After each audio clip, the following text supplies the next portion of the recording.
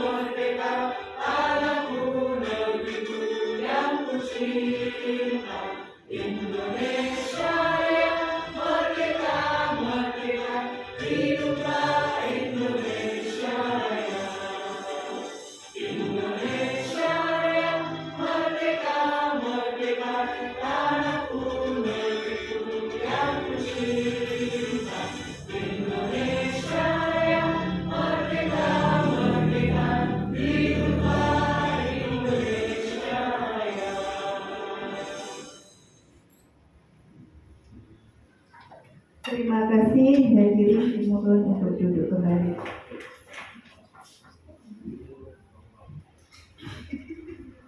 Untuk acara yang ketiga yaitu sambutan yang akan disampaikan oleh Ibu Kepala SDN Cebole Kidul 01 kepada Ibu Haja Sundari SPDSD, dipersilakan.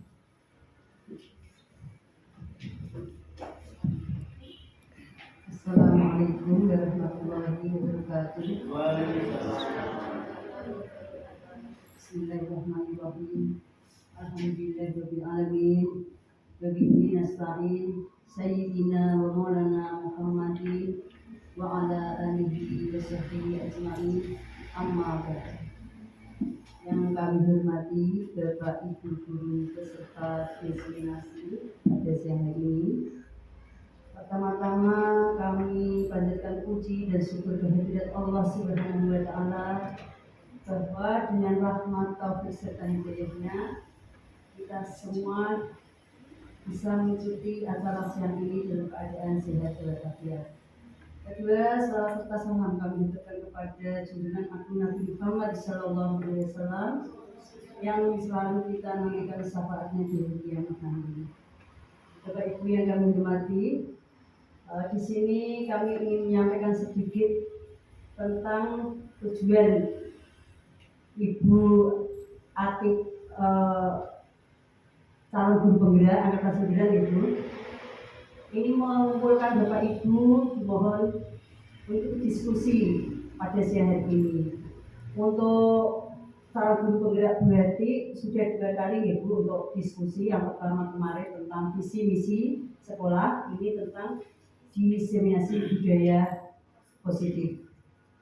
Bapak Ibu, untuk calon guru penggerak memang ini banyak ilmu yang didapat, tugas-tugas yang dikerjakan, yang harus diselesaikan, tidak memandang waktu ya Bu ya, malam, siang. Saya mendengarkan ini ada cerita dari Bu Diah dan Bu Ati. Ini semua diniati dengan ikhlas, karena kalau tidak ya menjadi beban yang amat berat. Tapi saya berharap walaupun berat ya, merasa berat misalnya, tapi dianggap ringan. Tugas setiap kerjakan, setiap tugas kerjakan tidak akan menumpuk, hasilnya pasti kalau cepat ya baik. Yang untuk Bapak Ibu sebagai calon guru penggerak ini karena mendapat ilmu yang lebih banyak ya, lebih baru istilahnya inovatif.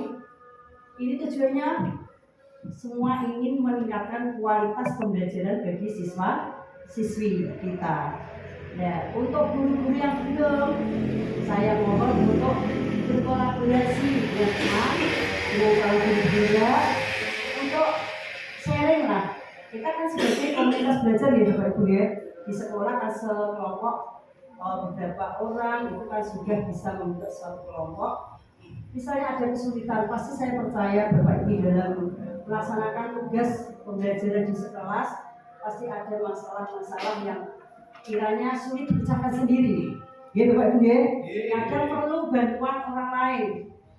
Jangan sampai ada permasalahan tentang murid misalnya kita pendam sendiri, tidak akan bisa menyelesaikan misalnya. Kita harus punya sharing dengan teman yang lebih dianggap lebih mengerti atau lebih tahu lebih dahulu. Ya, untuk itu di sini alhamdulillah SD kita sudah ada wakil sebagai calon penggerak. Yang utama adalah Ibu Ati Abdul Masbuka ini. Jadi Ibu Ati sebagai contoh nantinya dalam meningkatkan kualitas pembelajaran, dan juga di sini nanti Bapak Ibu tahu kalau diajak diskusi bersama. Oh, seperti ini ya kegiatan-kegiatan yang dilakukan oleh calon guru penggerak, bisa memotivasi teman-teman yang lain, Bapak Ibu guru yang belum pernah mendaftar atau yang pernah mendaftar tapi gagal, lebih semangat lagi untuk bisa mengikuti. Jangan sampai karena melihat beban atau tugas yang diberikan dalam calon guru penggerak malah tidak berani atau malah tidak mau. Nah, justru kita harus semangat dalam supaya bisa menjadi calon guru penggerak. Pastinya ilmu tidak akan hilang. Tambah ilmu saya malas semakin bagus. Kata di Bapak Ibu ya. Nah, untuk ini kali ini nanti diseminasi budaya positif yang disampaikan berarti nanti misalnya ada kiranya kurang tahu Bapak Ibu bisa disampaikan, bisa tanya jawab langsung dengan hati. Demikian untuk yang bisa sedikit saya sampaikan karena materinya nanti 1 jam ya, pada kita terlalu siang, kalau banyak sedikit yang bisa saya sampaikan. Yang penting dengan adanya calon guru penggerak, kualitas pembelajaran di sekolah kita semakin meningkat, hasil pembelajaran di sekolah kita semakin baik. Itu yang kami harapkan dari calon guru penggerak untuk menjadi contoh atau pendorong bagi Bapak Ibu semua. Demikian yang saya sampaikan. Apabila ada kata yang kiranya kurang berkenan di hati Bapak Ibu, saya mohon maaf sebesar-besarnya. Wassalamualaikum warahmatullahi wabarakatuh. Terima kasih kami haturkan. Untuk acara selanjutnya, acara inti pemaparan materi sekaligus diskusi tentang tanya jawab yang akan dipandu oleh Ibu Ati Afia Maspuha, SPDSD. Kepada beliau kami persilakan. Assalamualaikum warahmatullahi wabarakatuh. Alhamdulillahirrahmanirrahim. Wassalatu wassalamu ala asyrofil anbiya'i wal mursalin wa ala alihi washabihi ajmain. Terima kasih atas kesempatan yang diberikan kepada saya sehingga saya bisa membagikan pengalaman dari guru penggerak, yaitu yang berupa diseminasi budaya positif. Nah, di sini nanti kita santai saja nih Bapak Ibu sebelumnya. Ya. Nah, untuk yang pertama biar tidak mumet ya. Bentar.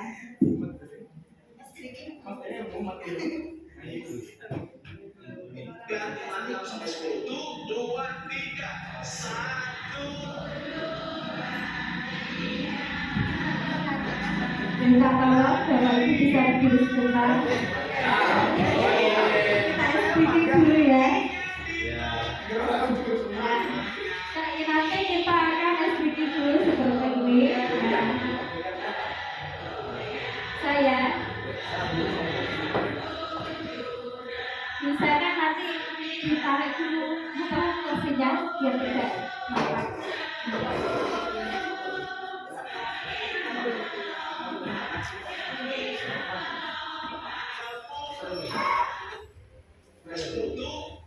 Satu, dua, tiga.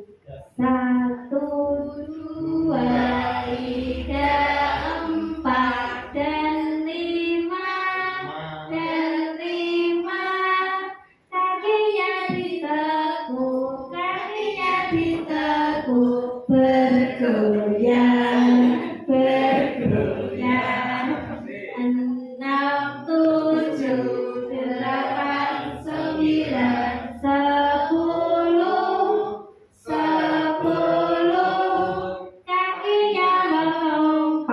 Kakinya melompat, melompat. Sekali lagi ya. 1, 2, 3. 1, 2, 3, 4 dan 5 dan 5. Kakinya ditekuk, kakinya dipegang, bergoyang, bergoyang. 6, 7,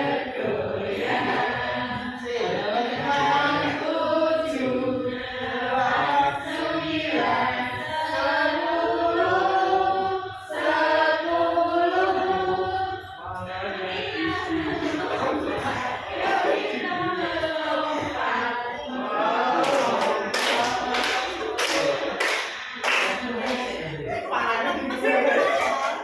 Terima kasih Bapak Ibu. Kalian bisa kembali. Yaitu materi dari budaya positif.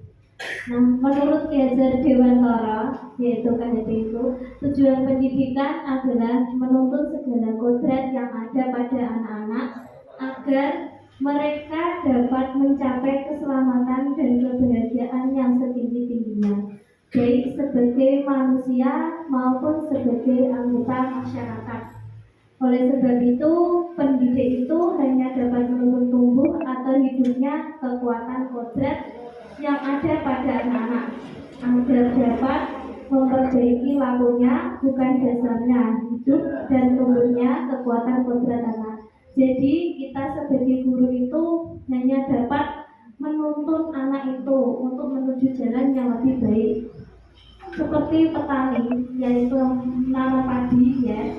Petani itu menanam padi, dia hanya dapat memberikan pupuk agar dapat tumbuh subur. Jadi kita tidak bisa untuk memperbaikinya, hanya seperti itu, memperbaiki laku hidupnya. Selanjutnya yaitu budaya positif. Budaya positif di sekolah yaitu nilai dan kebiasaan di sekolah yang berpihak pada murid agar mereka dapat berkembang menjadi pribadi yang kritis, penuh hormat dan bertanggung jawab sesuai dengan profil pelajar Pancasila. Untuk budaya positif di sekolah ini sudah pernah diterapkan ya Bapak Ibu, mungkin di dalam kehidupan sehari-hari, di kelas, di sekolah ya kan. Nah, nanti saya berikan post-it dulu. Bapak Ibu menulis budaya positif apa saja yang ada di kelas atau di sekolah Bapak Ibu ini.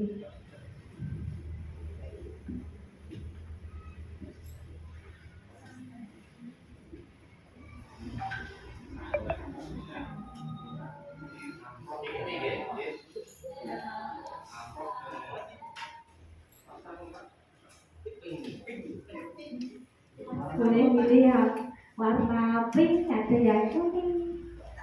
Budaya positif apa yang sudah diterapkan di kelas, misalnya berdoa atau apa, yang penting positif.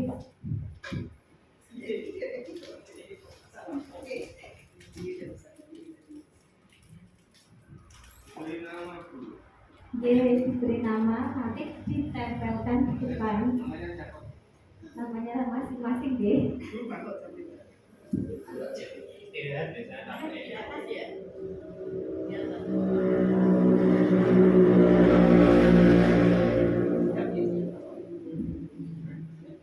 Untuk budaya positif itu nanti akan dikembangkan di sekolah masing-masing ya. Pastinya masing-masing sekolah mempunyai keputusan yang berbeda-beda, ada program yang berbeda-beda, misalkan ada program lingkungan hijau atau apa. Nah, pasti punya beragam budaya positif. Dengan kita berbagi budaya positif dari masing-masing sekolah akan mewujudkan banyak pengalaman yang dapat kita contoh atau kita aplikasikan. Boleh ditempel di depan di papan tulis Bapak Ibu.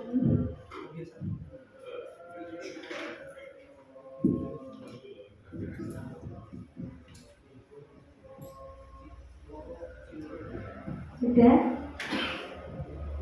Iya sih. Ditempel di sana. Sini. Terserah, boleh 2, 3, 4 atau banyak malah bagus.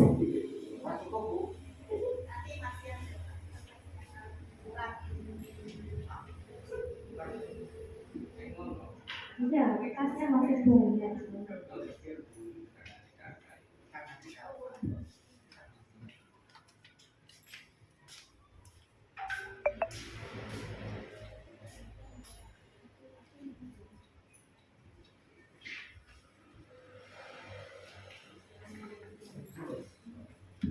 Mungkin di kelas rendah dan kelas tinggi beda-beda ya.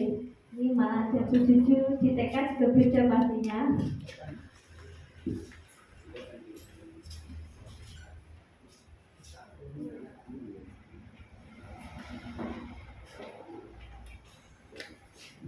Ayo, basic.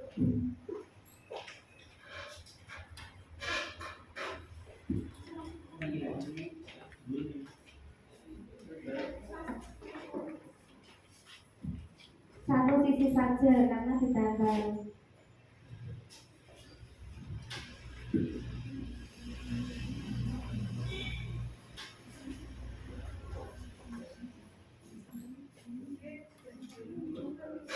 Sudah Bapak-Bapak, ini kelihatannya serius sekali.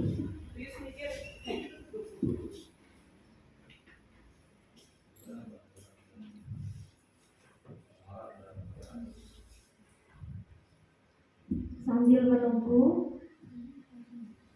Di sini sudah ada penyanyi Bu Yanti, Bu Yeni, terus Bu Cucu, sama Bu Ipung, Bu Triana, Bu Basit, sama satu lagi Bu Sundari. Nah, coba Bu Triana untuk mempresentasikan tadi yang sudah ditulis. Assalamualaikum warahmatullahi wabarakatuh. Baiklah, saya akan membacakan hasil yang tadi saya tulis atau saya presentasikan budaya positif di sekolah ini. Yang saya tahu itu tiap pagi berjabat tangan siswa berjabat tangan dengan bapak atau ibu setiap datang ke sekolah. Terus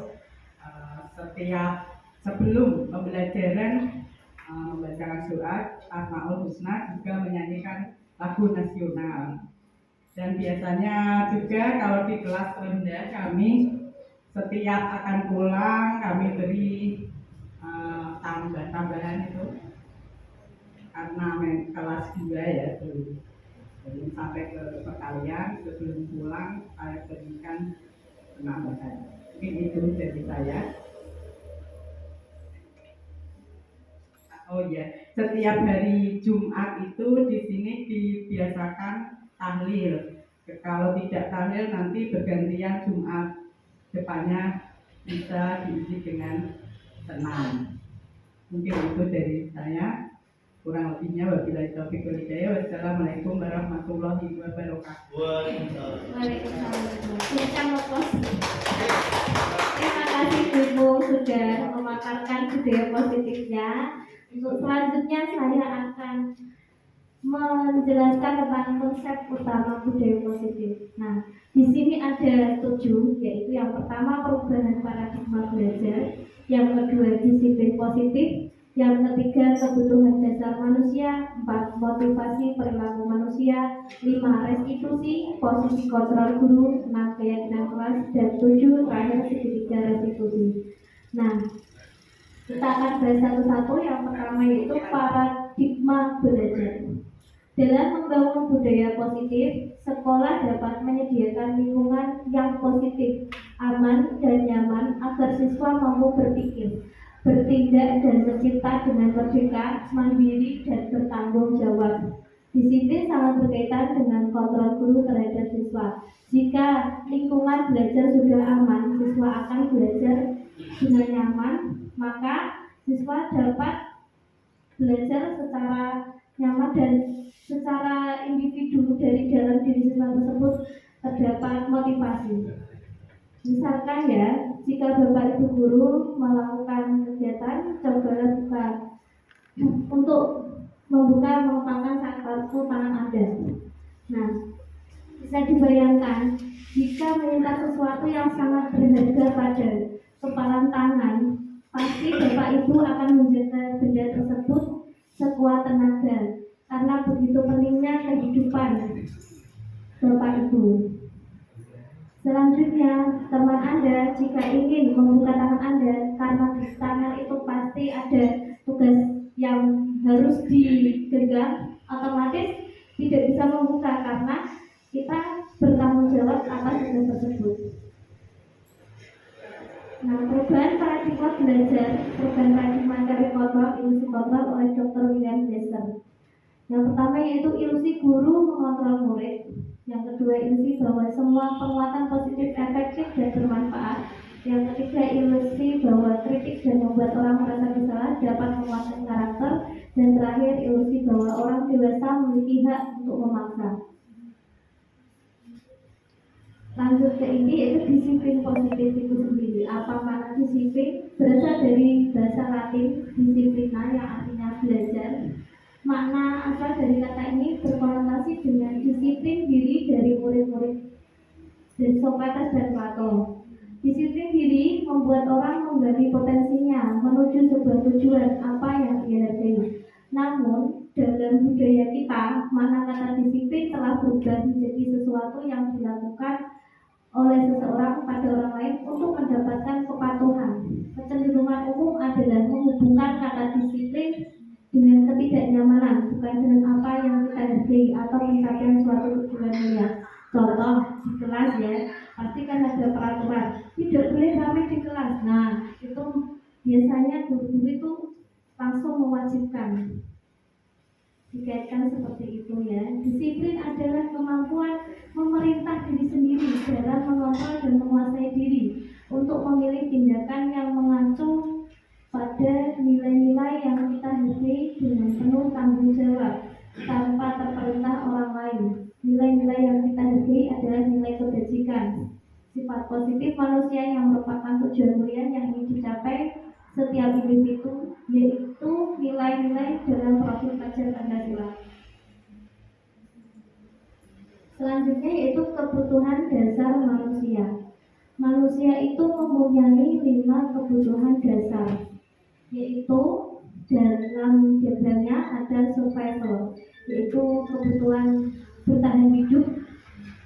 Yang pertama itu kebutuhan bertahan hidup ada makan, sandang, pangan ya. Kemudian ada kebutuhan cinta kasih. Ya, ini pasti langsung ya. Penguasaan, kebebasan dan kesenangan. Jika salah satunya tidak terpenuhi, otomatis akan berontak. Seperti murid-murid kita ya. Apabila salah satu dari kebutuhan dasar tersebut tidak terpenuhi, pasti anak tersebut akan berontak atau memiliki perlakuan yang berbeda. Lanjut kasus Ibu Ria, guru kelas 6 di SD Permai sedang bingung menghadapi ulah salah satu murid di kelas bernama Agus. Beberapa anak telah datang dan mengeluhkan Agus yang seringkali meminta bekal makan siang mereka dengan paksa. Jika Bapak Ibu menghadapi situasi seperti Bu Ria, apa yang akan Bapak Ibu lakukan?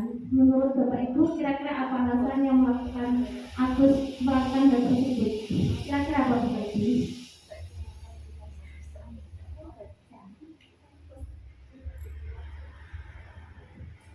Agus itu meminta bekal makan, ya, minta bekal makan siang. Jadi kira-kira Agus kenapa? Lapar ya, bisa jadi seperti ya.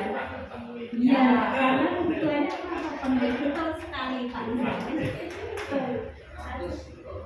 Betul Pak Izan. Seperti yang dikatakan Pak Izan tadi, ya apa kebutuhannya telah terpenuhi dan kata Pak Izan dan Pak Arif tadi ya.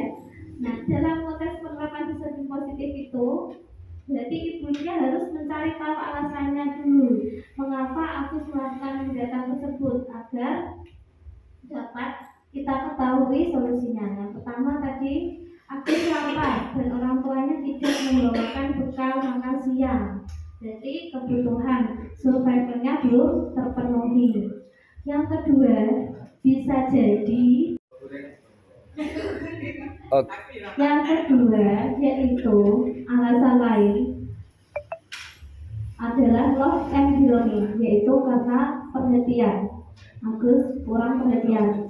Yang ketiga, power atau penguasaan. Dia merasa hebat karena temannya jadi takut dan menuruti keinginannya. Yang keempat, freedom atau kebebasan. Agus merasa bosan dengan bekal yang dibawakan orang tuanya karena bekalnya selalu sama. Dan yang terakhir, Agus hanya iseng, dia menikmati ekspresi wajahnya kayak kesal. Berikut adalah alasan dari si Agus tadi. Nah, semua perilaku itu memiliki tujuan. Teori motivasi perilaku manusia. Nah, untuk menghindari yang satu, yang pertama, ketidaknyamanan atau hukuman. Itu motivasi eksternal. Apa yang akan terjadi apabila saya tidak melakukannya?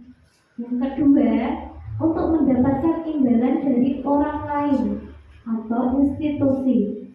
Apa yang akan saya dapatkan apabila saya mendapatkannya? Itu termasuk dari motivasi eksternal.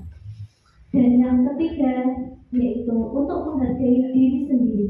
Saya akan menjadi orang yang seperti apa bila saya melakukannya. Itu masuk motivasi internal, tujuan disiplin positif. Jadi motivasi itu ada dua, internal dan eksternal. Tadi tergantung dari diri anak masing-masing. Hukuman dan sanksi atau konsekuensi. Contohnya, IPA kurang menguasai pelajaran matematika, sehingga pada saat pelajaran tersebut berlangsung, dia lebih banyak berdiam diri atau menggambar di buku pelajarannya. Pada saat guru matematikanya, Pak Seno, menanyakan pertanyaan IPA menjadi buku, dan tak sengaja menjatuhkan tasnya dari kursi, serta tiba-tiba menjadi gagap pada saat berupaya menjawab. Seluruh kelas pun tertawa melihat perilaku IPA yang bicara tergagap dan terkejut tersebut.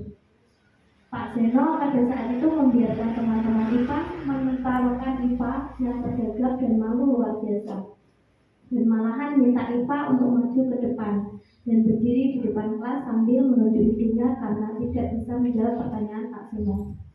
Kelas makin gaduh dan anak-anak pun tertawa melihat IPA di depan kelas memukul hidungnya. Yang pertama, apakah Bapak Ibu setuju dengan tindakan Pak Seno? Tidak ya. Kenapa Bapak Ibu? Karena merasa malu ya, pastinya ya. Anak-anak tersebut disuruh masuk ke depan, terus disuruh menunjukkan hidung. Yang kedua, menurut Bapak itu tindakan Pak Seno terhadap IPA itu sebuah hukuman atau konsekuensi? Nah, kita lihat lanjutannya. Next. Berikut adalah jenis-jenis atau ciri-ciri hukuman dan sanksi atau konsekuensi.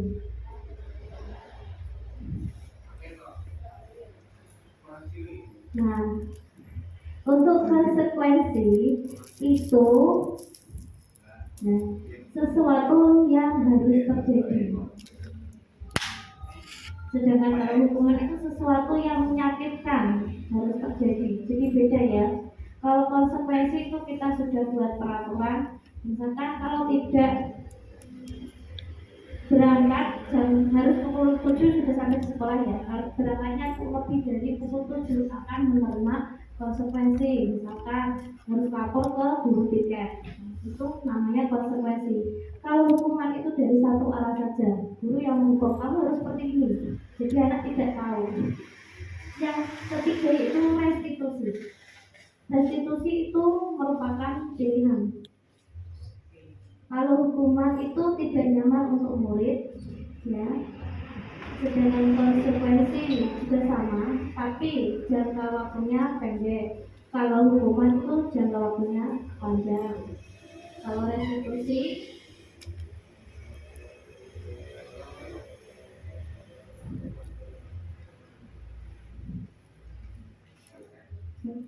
merupakan pilihan.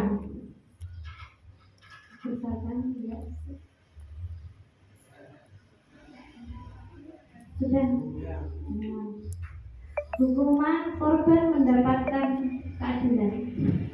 Kalau konsekuensi korban bisa diabaikan, kalau restitusi korban mendapatkan ganti. Untuk hukuman murid atau anak akan tersakiti. Kalau konsekuensi murid atau anak dibuat tidak nyaman, dan restitusi murid atau anak mendapatkan penguatan. Tadi misalkan diajak bicara dengan gurunya. Hukuman perilaku pasif agresif meningkat, sedangkan konsekuensi penguatan hanya bertahan dalam jangka waktu pendek. Kalau antara yang ketiga yaitu masalah terpecahkan. Selanjutnya, kalau hukuman sistem tidak akan berjalan bila murid tidak takut. Kalau konsekuensi memerlukan monitoring dan supervisi terus-menerus dari guru. Sedangkan restitusi, murid belajar bertanggung jawab untuk perilakunya. Untuk hukuman lagi berlaku hanya pada sebuah institusi, berlanjut pada kehidupan nyata.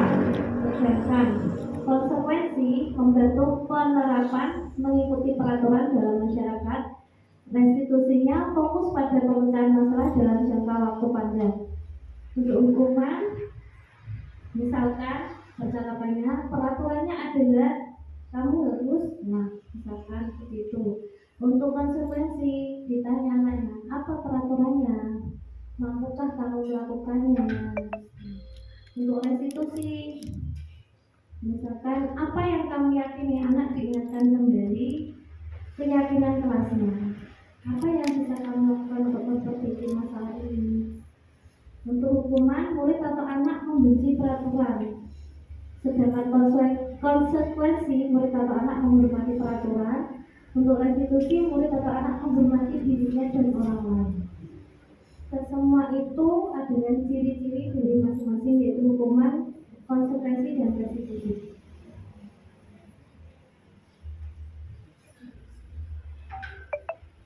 Bedanya intinya gini Bapak Ibu, setelah saya mempelajari modulnya, kalau hukuman itu langsung anak dihukum, kamu harus seperti ini. Kalau konsekuensi itu sudah ada peraturan, terus kemudian kalau tidak melaksanakan peraturan, konsekuensinya apa sudah tercantum. Nah itu konsekuensi. Kalau hukuman tadi kan gurunya sendiri yang memberikan ide menghukum apa. Kalau konsekuensi sudah ada peraturannya. Kalau restitusi itu anak diajak berunding, diingatkan kembali keyakinan kelas yang belum dilakukan. Misalkan anak tersebut terlambat sekolah, diingatkan, apa kamu ingat peraturannya, apa kamu ingat keyakinan kelasnya. Misalnya saya ingat dulu saya belum bertanggung jawab, belum disiplin masuk kelas. Nah, yang pertama lari mengelilingi lapangan basket 2 kali karena terlambat duduk di sekolah. Kira-kira hukuman atau konsekuensi? Tegas. Lanjut. Next.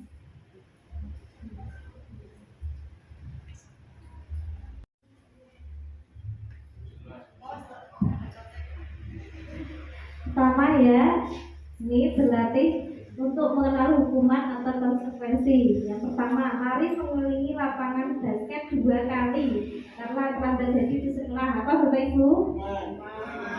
Nah, lanjut, membersihkan coretan yang dibuatnya di meja tulis. Konsekuensi. Lanjut, murid diminta untuk push up 15 kali. Menggantikan kertas tugas teman yang telah dicoret-coret. Berjemur di lapangan basket pukul 12 siang karena ngobrol dengan teman. Murid diminta bertelanjang kaki sepanjang hari karena tidak menggunakan sepatu warna hitam. Terakhir berdiri di depan kelas sambil mengangkat kaki satu. Kita lihat jawabannya. Ya, ternyata betul. Terima kasih Bapak Ibu. Tangan berdiri kita sendiri.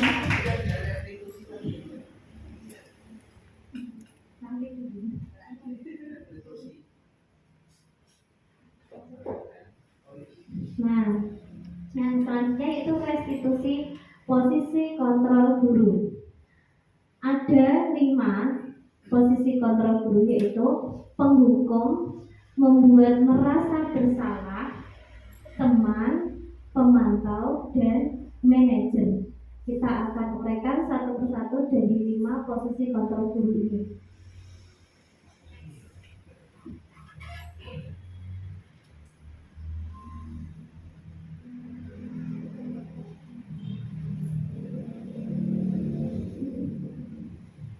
Nah, di situ ada 5 posisi kontrol guru. Maksudnya penghukum itu ketika anak melakukan kesalahan, kemudian anak langsung dihukum oleh guru tersebut. Ya, guru secara langsung menghenti atau menunjuk-nunjuk anak tersebut.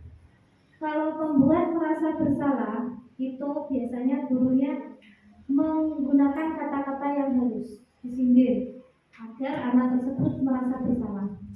Yang ketiga yaitu sebagai teman, ayolah lakukan untuk guru. Nah, biasanya itu gurunya sangat dekat dengan anak tersebut sehingga posisi kontrol sebagai teman ini, guru tersebut meminta anak untuk melakukan sesuatu untuk dirinya seperti sebagai temannya.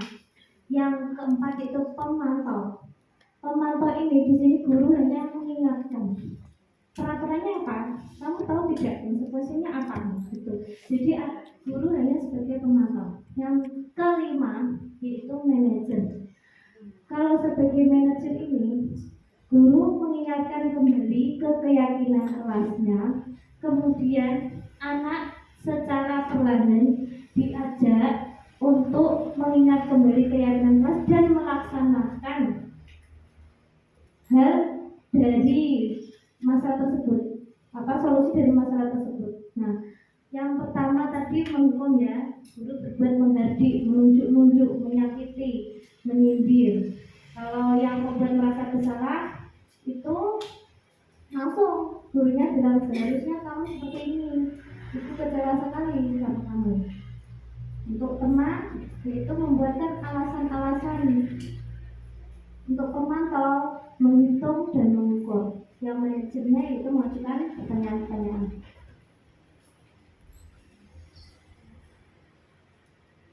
Berikut adalah pertanyaan-pertanyaan untuk membuat orang yang merasa bersalah. Misalnya langsung bilang, saya kecewa sekali dengan kamu. Gitu. Kalau pengukur, kamu tidak pernah benar melakukannya, langsung dihukum gitu ya. Teman, ayolah lakukan demi bapak ibu. Untuk yang pemantau, apakah kamu mendapatkan stiker bintang dari ini? Nah, biasanya anak itu diajak lagi. Kalau pemantau itu dilihat dari keyakinan kelasnya. Kalau manajer secara halus yaitu bagaimana kamu bisa menyelesaikan masalah ini, diajak berpikir. Next.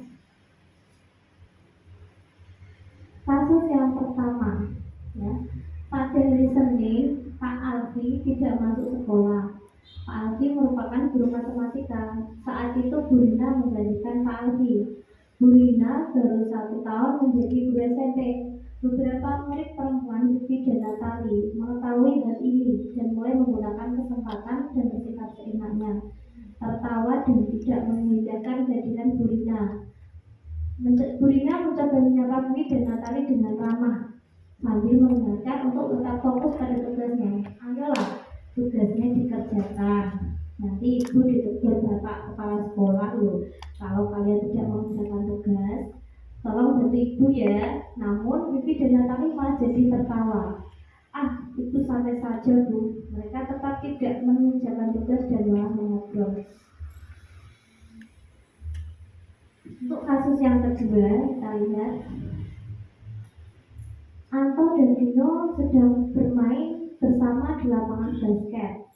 Tiba-tiba terlibat dalam sebuah pertengkaran adu mulut. Biasanya ini di kasusnya Pak Nizam ada ini ya. Dino pun menjadi emosi. Ya, ada mesti. Nah, itu seperti ini tadi.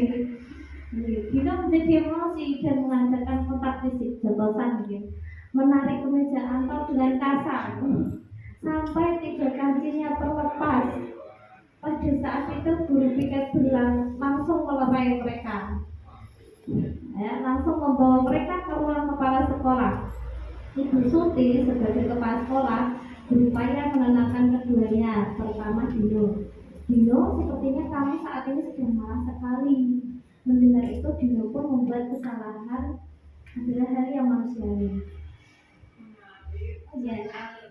Mendengar itu, ya Dino pun mengalir bercerita tentang kesalahan hatinya. Ibu Suti melanjutkan bahwa membuat kesalahan adalah hal yang manusiawi dan bahwa mempertahankan diri adalah hal yang penting. Namun, meminta Dino memikirkan cara lain yang mungkin lebih efektif karena saat ini Dino berada di ruang kepala sekolah. Ibu Suti melanjutkan bertanya tentang kegiatan sekolah yang disepakati serta apakah Dino bersedia memperbaiki kesalahan yang telah dilakukan terhadap Anto.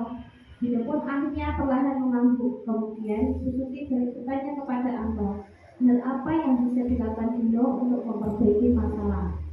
Anto menjawab, saya perlu kancing saya diperbaiki Bu.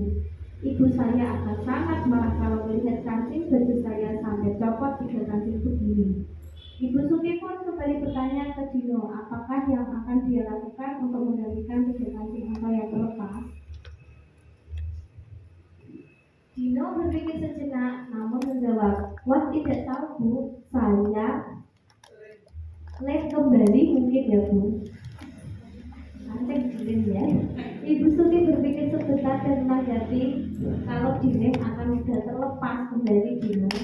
Bagaimana kalau kamu menjahitkannya saja? Disediakan kamu?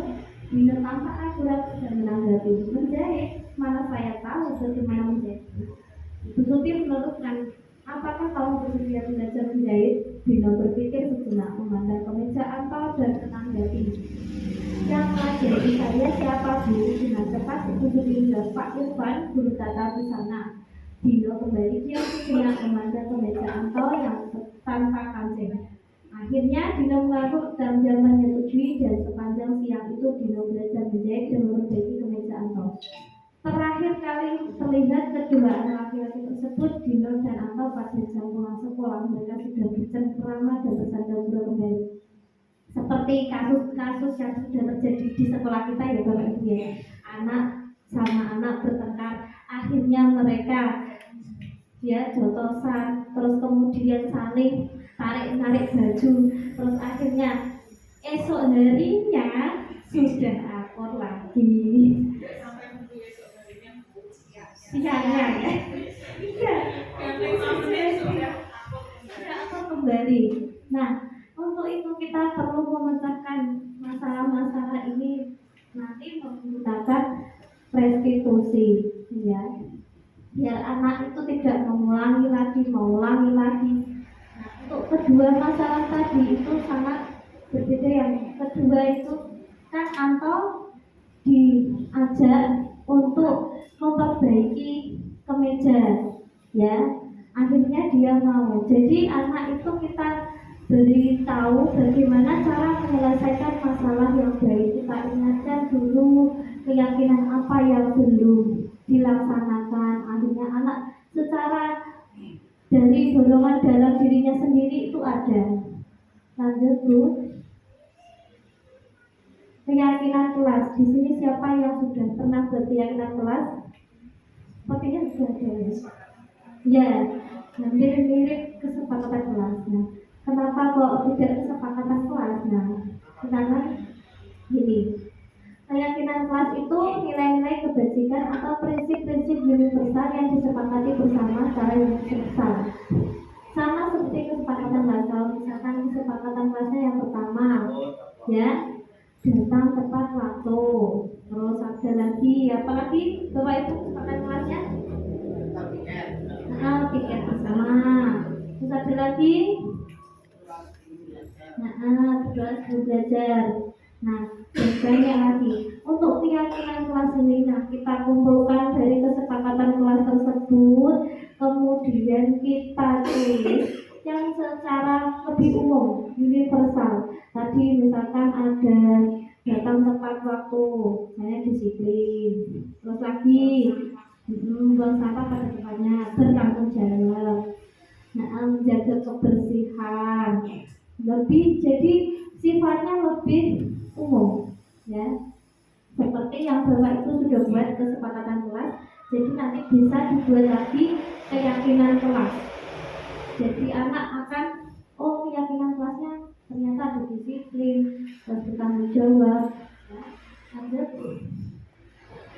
Nah, jadi tadi dari peraturan kelas, kemudian tadi disebutkan atau kesepakatan kelas tadi, terus dijadikan keyakinan kelas, akan membentuk lingkungan positif.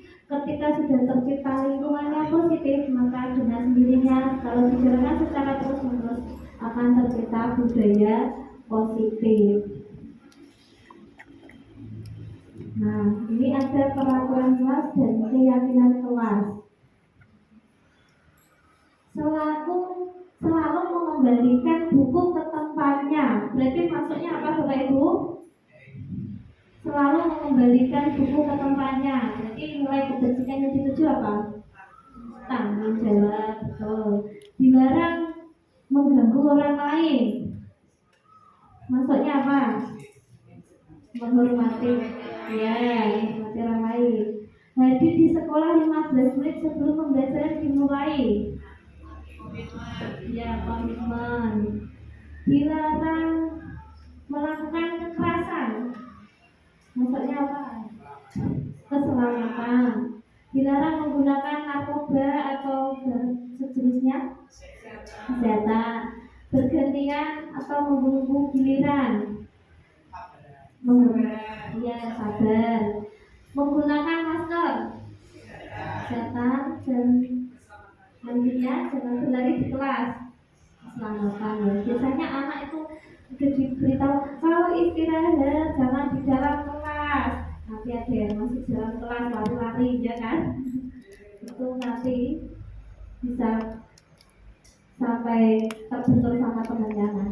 Lanjut, pembentukan keyakinan kelas. Keyakinan kelas ini lebih bersifat abstrak daripada peraturan yang lebih rinci dan konkret. Keyakinan kelas berupa pernyataan universal. Pernyataan keyakinan kelas dibuat dalam bentuk positif. Keyakinan kelas hendaknya tidak terlalu banyak sehingga mudah diingat dan dipahami. Keyakinan kelas hendaknya sesuatu yang dapat diterapkan di lingkungan tersebut. Semua warga kelas ikut berkontribusi dalam pembuatan keyakinan kelas lewat kegiatan doa pendapat. Bapak Ibu bisa menggunakan post-it untuk anak didiknya ya di kelas. Terus kemudian kita tanya apa yang kamu inginkan untuk pembelajaran agar dapat berjalan lancar. Jadi anak masing-masing tulis kemudian ditempel di depan kelas. Kemudian dikelompokkan. Misalnya ada yang menulis mengerjakan PR, terus menyapu atau piket secara bersama. Nah, nanti dikelompokkan mana yang masuk kerjasama, masuk tanggung jawab dan lainnya. Yang 7 yaitu segitiga restitusi. Proses menciptakan kondisi bagi murid untuk memperbaiki kesalahan mereka sehingga mereka bisa kembali pada kelompok mereka dengan karakter yang lebih kuat. Melalui restitusi, guru dapat membantu murid menjadi lebih memiliki tujuan, disiplin positif serta memulihkan dirinya setelah berbuat salah. Melalui segitiga restitusi, membantu murid untuk jujur pada diri sendiri dan mengevaluasi dampak dari kesalahan yang dilakukan serta memberikan penawaran, bukan paksaan. Nah, di sini ada segitiga restitusi. Yang pertama yaitu menstabilkan identitas, kemudian menanyakan validasi tindakan yang salah, terakhir yaitu menanyakan keyakinan. Setiap ada anak yang berbuat kesalahan, kita tanya dulu. Yang pertama itu menstabilkan identitas. Kita beri suatu kenyataan yaitu setiap orang pasti pernah melakukan kesalahan. Sudah saya katakan ya. Atau diberikan kenyataan kamu bukan satu-satunya yang pernah melakukan ini. Setelah itu kita gali lagi mengapa anak tersebut melakukan hal tersebut ya, yaitu memvalidasi tindakan yang salah. Kamu tentunya punya alasan mengapa melakukan itu. Adakah cara yang lebih efektif untuk mendapatkan apa yang kamu lakukan? Dan terakhir yaitu menanyakan keyakinan. Setelah anak memberikan alasan dari perbuatannya tersebut, kita tanyakan keyakinan. Nilai-nilai apa yang telah kita sepakati? Nah, kamu ingin menjadi orang seperti apa? Setelah itu baru guru membahas solusi dari masalah yang ada. Catatan lagi, yang pertama yaitu menstabilkan identitas. Ada beberapa pernyataan, berbuat salah itu tidak apa-apa.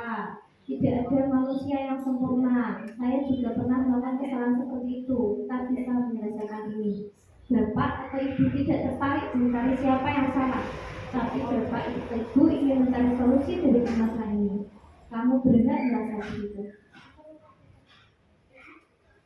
Untuk validasi tindakan yang salah, kita tanya alasannya. Kamu pasti punya alasan mengapa melakukan hal itu.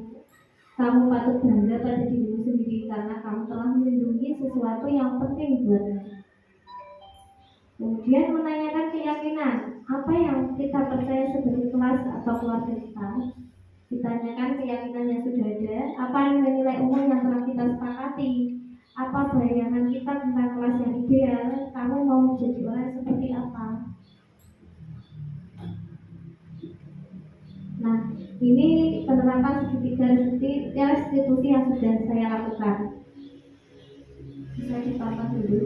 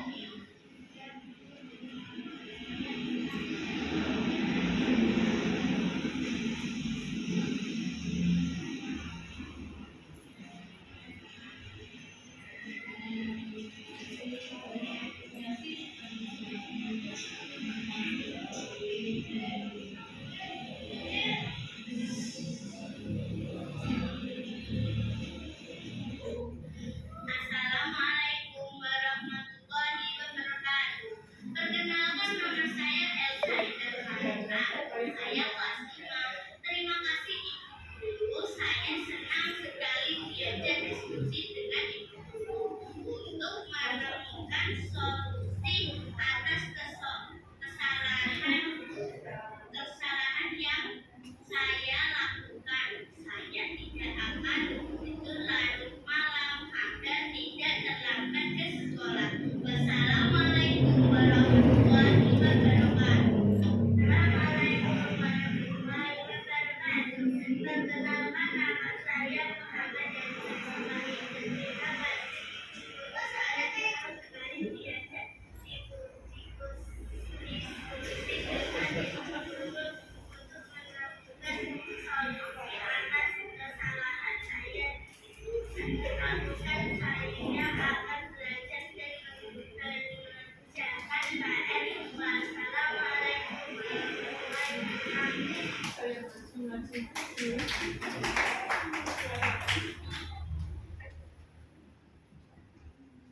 Nah, itu tadi dari demonstrasi protesto yang sudah saya lakukan, yaitu penerapan segitiga restitusi. Terima kasih. Selanjutnya Bapak Ibu ada yang mau bertanya?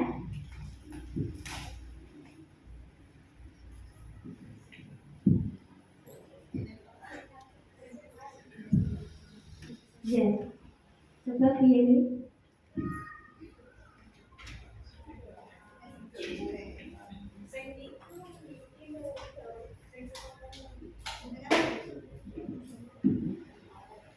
Assalamualaikum warahmatullahi wabarakatuh. Terima kasih atas waktu yang diberikan pada saya.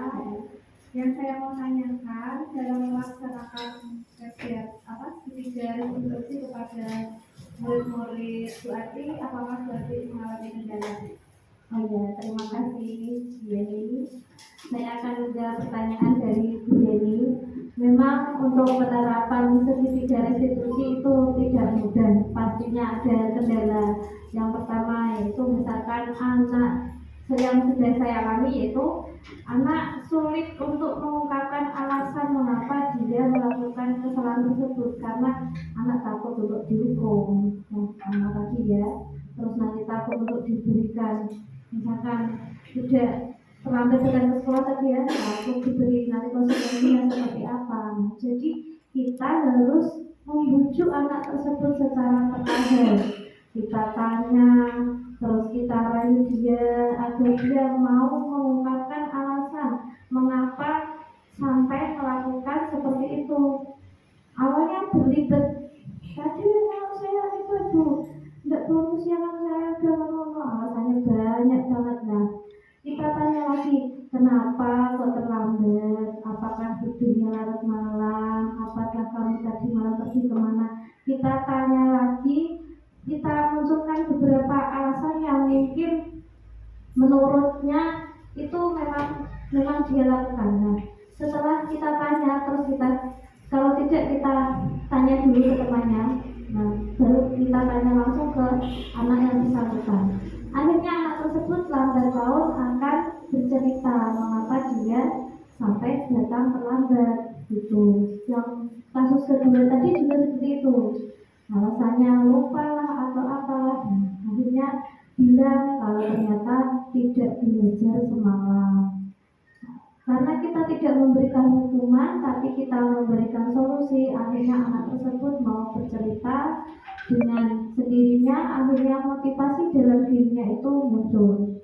Alhamdulillah, setelah seperti itu anak berani mengungkapkan alasan dan berani bertanggung jawab. Jadi itu dulu. Terima kasih.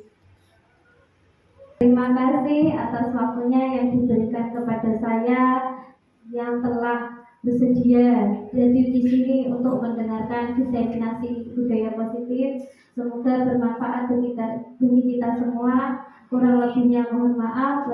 Guru bergerak. Indonesia maju. Assalamualaikum warahmatullahi wabarakatuh. Terima kasih kami ucapkan kepada Ibu Hadi Afia Masbuha yang telah menyampaikan materi pada siang hari ini, dan terima kasih juga untuk para peserta diseminasi budaya positif sekolah. Semoga dapat menjadi bekal untuk kita semua. Untuk acara selanjutnya yaitu penutup, marilah kita tutup dengan bacaan hamdalah bersama. Alhamdulillahirabbil alamin. Apabila ada tutur kata atau salah kata, mohon dimaafkan dengan setulusnya. Assalamualaikum